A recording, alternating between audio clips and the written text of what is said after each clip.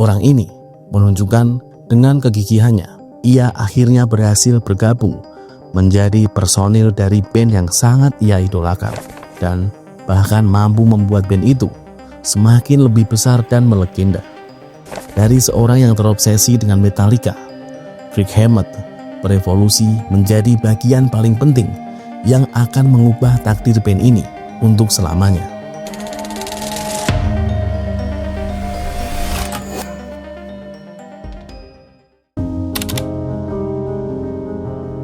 Kirk Hammett lahir pada 18 November 1962 di San Francisco, California. Ayahnya, Dennis Hammett, adalah seorang veteran angkatan laut berkebangsaan Irlandia. Sementara ibunya, Theophila Oyao, adalah imigran Filipina yang bekerja sebagai penjahit.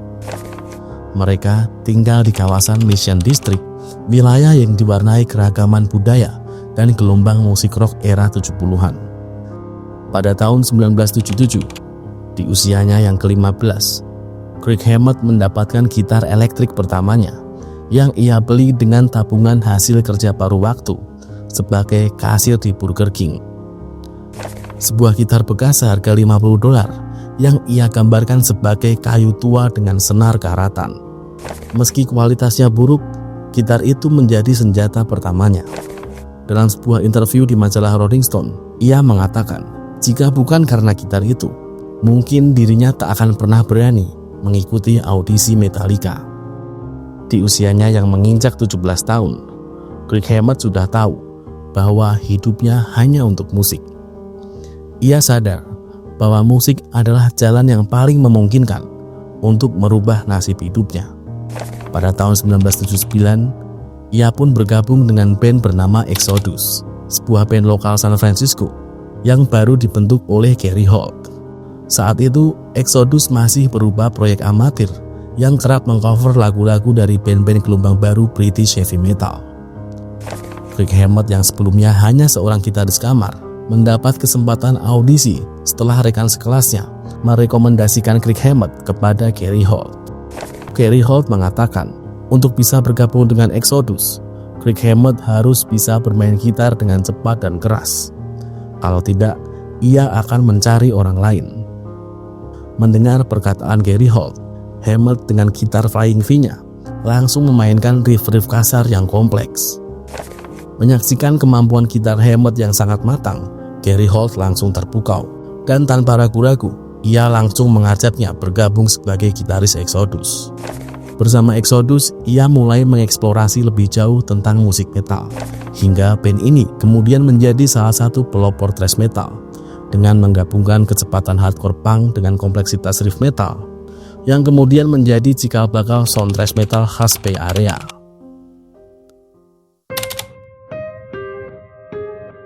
Tahun 1982 menjadi salah satu tahun penting dalam persimpangan hidup seorang Kirk Hammett.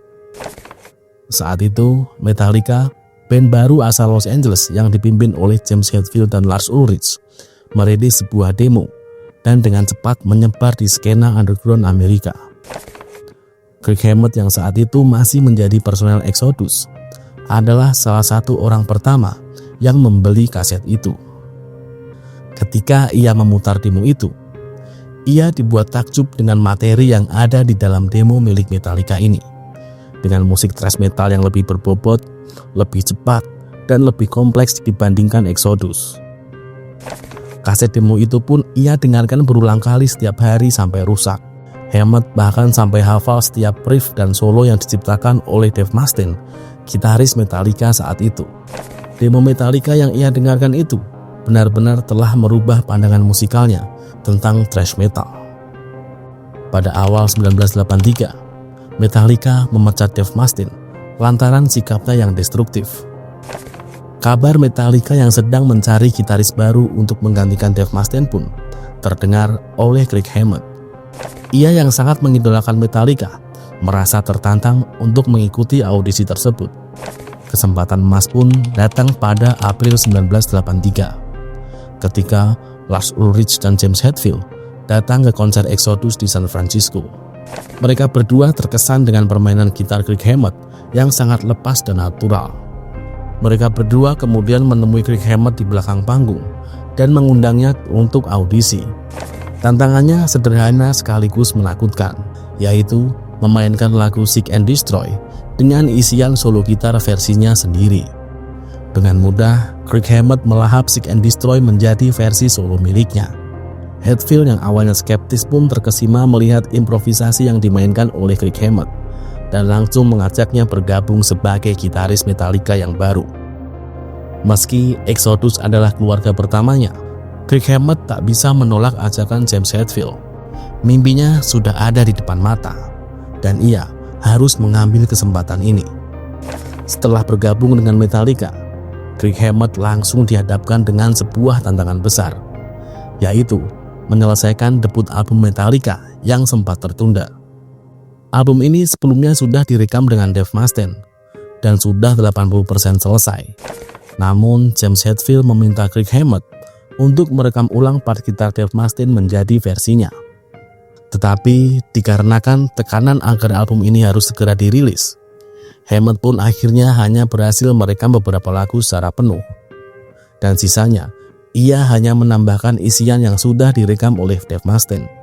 Album yang kemudian diberi judul Kill 'Em All ini akhirnya dirilis di pertengahan 1983 dan langsung menimbulkan perdebatan serius oleh para fans yang membandingkan Kirk Hammett dengan Dave Mustaine. Beruntungnya, Cliff Burton, basis Metallica saat itu, selalu memberikan support dalam berbagai hal yang membuat Kirk Hammett merasa lebih diakui di dalam Metallica. Pasca rilisnya Kill 'Em All dan serentetan tur promo yang panjang, hubungan Cliff dan Hammett memang menjadi semakin dekat. Tak jarang di sela-sela tur itu, mereka berdua menjadi partner yang sangat akrab, membicarakan visi misi bermusik dan berdiskusi tentang bagaimana karya Metallica yang akan datang. Setelah sukses dengan Kill 'Em All, Metallica ingin berevolusi lebih jauh dan lepas dari bayang-bayang Dave Mustaine. Disinilah Kirk Hammett mulai meninggalkan jejak kreatifnya. Album kedua mereka, Ride the Lightning yang rilis pada tahun 1984, menjadi kanvas bagi Kirk Hammett untuk menyelipkan sentuhan melodis yang sangat kontras dengan apa yang pernah dilakukan oleh Dave Mustaine. Duet kreatifnya bersama Cliff Burton menghasilkan lagu-lagu seperti Fade to Black dan Creeping Death yang menunjukkan kepekaan Kirk Hammett dalam bermain gitar, dengan menghadirkan nuansa mencekam di dalam part solo gitarnya, seperti menambahkan lick yang lebih emosional ataupun penggunaan efek wah yang kemudian menjadi karakternya. Album Ride the Lightning bukan sekedar lompatan kreatif untuk lepas dari bayang-bayang Dave Mustaine. Lebih dari itu, album ini adalah pintu gerbang Metallica menuju popularitas yang mendunia. Hebatnya, album ini terjual lebih dari 500.000 kopi dalam setahun, meskipun tanpa dukungan promosi radio mainstream. 2 tahun berselang, Metallica kembali merilis album prestisius berjudul Master of Puppets pada tahun 1986. Sebuah mahakarya yang kemudian mengukuhkan Metallica sebagai salah satu raja thrash metal. Kesuksesan Master of Puppets langsung disambut dengan melangsungkan tur Eropa bertajuk Damage Inc. yang berlangsung dari Maret 1986 hingga Februari 1987. Namun pada tanggal 27 September 1986, sebuah tragedi menimpa Metallica di tengah-tengah tur mereka. Ketika Metallica sedang berada di Swedia, bus tur yang mereka tumpangi tergelincir dan terbalik. Cliff Burton, basis jenius yang menjadi sahabat terdekat Kirk Hammett, terlempar dari jendela dan tertimpa badan bus. Kirk Hammett yang selamat lantaran duduk di bangku yang berbeda, langsung teriak histeris ketika ia terbangun dan melihat Cliff Burton tewas seketika. Dunianya hancur dan meninggalkan duka yang sangat mendalam. Bagi Hammett, kehilangan Cliff adalah pukulan telak. Cliff bukan hanya partnernya dalam berkarya, melainkan juga sahabat sekaligus kakak yang selalu mendukungnya dalam berbagai hal. Duka yang mendalam membuat Kirk Hammett sempat berpikir untuk meninggalkan musik. Ia bahkan berminggu-minggu tak mau menyentuh gitar miliknya. Butuh waktu 3 bulan bagi Kirk Hammett untuk kembali mengangkat gitarnya. setelah ia berkonsultasi dengan psikolog untuk mengatasi kesedihan yang tak bisa ia kontrol. Setelah melewati masa bergabung, pada 1987, Metallica kembali meneruskan tur dan merekam materi baru dengan basis baru bernama Jason Newsted. Hingga pada tahun 1988, Metallica kembali merilis album berjudul And Justice for All. Namun dalam proses kreatifnya, album ini melewati proses perdebatan yang panjang antara Kirk Hammett dengan Lars Ulrich dan James Hetfield. Diketahui saat proses mixing mastering berlangsung, Lars dan Hetfield berinisiatif untuk lebih menonjolkan suara drum dan gitar. Awalnya, Kirk Hammett sudah menentang keputusan mereka berdua. Ia beralasan bahwa mixing dan mastering yang seperti itu akan membuat album ini terasa sangat kosong. Namun saran itu ditolak mentah-mentah oleh Lars dan Hetfield. Dan benar saja, ketika album ini dirilis, banyak fans yang menyayangkan hasil mastering yang dianggap buruk ini. Lars Ulrich mengaku bahwa mixing sengaja dibuat kering untuk menonjolkan gitar dan drum. Namun setelah semua selesai, mereka baru menyadari bahwa ini adalah sebuah kesalahan besar. Setelah kegagalan album dalam segi audio, di album selanjutnya, Metallica memutuskan untuk bereksperimen dengan sound dan jangkauan musik yang lebih luas. Untuk mewujudkan visi musik Metallica, James Hetfield mengajak Bob Rock sebagai produser.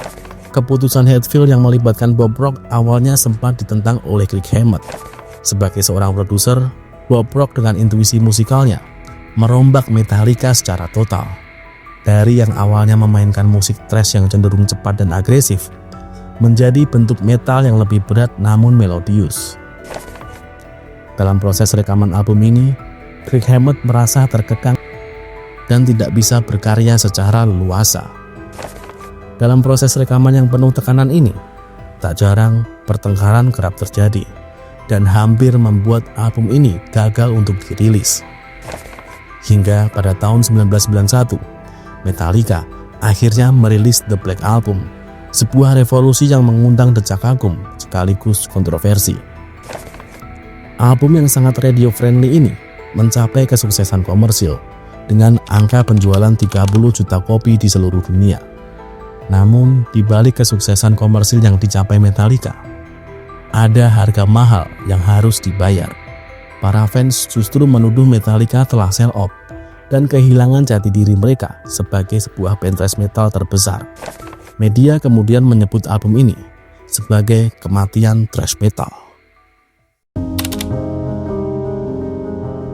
Awal 90-an, setelah kesuksesan The Black Album, Metallica terjebak dalam siklus tur tanpa akhir, sepanjang 300 pertunjukan dalam 3 tahun. Kirk Hammett yang merasa sangat lelah dengan rutinitas yang padat, mulai menggunakan alkohol sebagai pelarian dari tekanan yang ia hadapi. Ia minum hampir sepanjang hari, mulai dari sarapan hingga sebelum tidur. Kebiasaan itu perlahan mulai merusak fisik dan jiwanya. Dampaknya, ia mengalami insomnia akut dan kerap pingsan di belakang panggung. Akibat sikap destruktifnya ini, ia kehilangan segalanya, termasuk keluarga dan istri yang menggugat cerai Kirk Hammett. Pada tahun 1996 sampai 1997, di tengah kondisi Kirk Hammett yang buruk, Metallica sempat merilis 2 album yang penuh dengan kritik dan hujatan para fans. Lantaran keputusan artistik Metallica di album ini justru mendekati arah Southern Rock. Kegagalan 2 album ini membuat Kirk Hammett semakin tenggelam dalam jeratan alkohol. Sampai pada tahun 2001, Kirk Hammett mencapai titik nadir. Saat Metallica sedang proses merekam album Saint Anger, Hammett menyadari bahwa ia tak bisa lagi mengontrol hidupnya. Ia pun kemudian memutuskan masuk rehabilitasi di fasilitas khusus California. Tahun 2001 sampai tahun 2003 adalah periode tergelap dalam sejarah Metallica. Setelah 20 tahun berkarya, band ini nyaris bubar. James Hetfield dan Kirk Hammett masuk rehabilitasi, dan Jason Newsted hengkang karena merasa terpinggirkan. Proses rekaman Saint Anger menjadi saksi bisu kegelisahan itu. Lars dan Hetfield kerap bertengkar soal struktur lagu, sementara Kirk Hammett merasa ide dan suaranya tak pernah didengarkan. Bob Rock, produser yang menangani album ini, bahkan menggambarkan atmosfer saat itu seperti 4 orang asing yang terkurung dalam satu ruangan. Kirk Hammett mengatakan bahwa Saint Anger adalah eksperimen tanpa arah yang telah kehabisan ide. Riff yang diciptakan Hetfield terkesan diulang-ulang, sedangkan sound drum Lars Ulrich terdengar seperti kaleng kosong. Hammett juga memprotes keputusan Lars dan Hetfield yang menghilangkan solo gitar di album ini. Ia mengusulkan puluhan ide isian lead gitar, namun rekaman solo itu langsung dihapus oleh Lars Ulrich. Setelah Saint Anger dirilis, media musik mengulas album ini dengan rating yang buruk. Dalam sebuah interview, Kirk Hammett menggambarkan bahwa album Saint Anger ini adalah sebuah bentuk kekacauan yang sedang dialami Metallica saat itu. Setelah era Saint Anger yang kontroversial, Metallica memutuskan untuk pulang ke akar thrash metal mereka. Album Death Magnetic yang rilis tahun 2008 menjadi bukti bahwa raksasa metal ini masih bisa menggebrak dengan keganasan riff yang mengingatkan pada masa kejayaan Master of Puppets. Melalui album ini, Kirk Hammett seperti kembali menemukan bagian yang hilang dari Metallica dan membuat Metallica kembali pulang ke arah yang seharusnya.